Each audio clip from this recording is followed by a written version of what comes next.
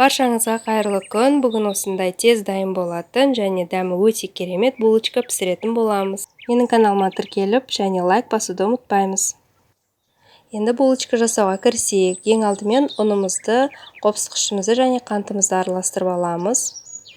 Кейін үстіне тұзымызды қосамыз. Және жылы сүтпен ерітілген майымызды қосып, барлығын жақсылап араластырып аламыз.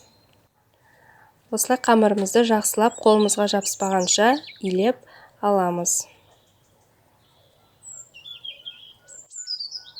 Енді ұнымызды сеуіп, оған біз қамырымызды жақсылап жайып аламыз. Қамырымызға қопсықыш қосылғандықтан, онымен тез жұмыс жасауымыз қажет, себебі қамырымыз ажырап кетуі мүмкін. Қамырымыздың қалыңдығы 2 мм болу қажет.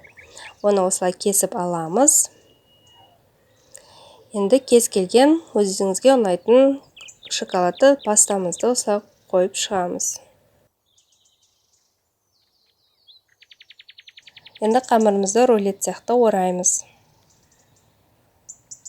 Пергамент қағазымызды төсеп, үстіне рулеттерімізді, яғни булочкаларымызды қойып шығамыз. Бетіне жұмыртқаның сары уызын жағамыз.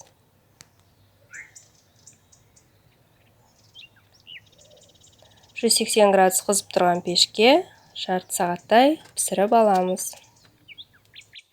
Мінекей булочкаларымыз дайын болды. Сырты қытырлақ, ал іші болса өте жұмсақ болып шықты. Дәмі болса өте тәтті. Сіздерге ұнайтынына сенімдімін. Астарыңыз дәмді болсын. Видеомды соңына дейін қарағандарыңыз үшін рахмет. Каналыма тіркелуді және лайк басуды ұмытпаңыздар.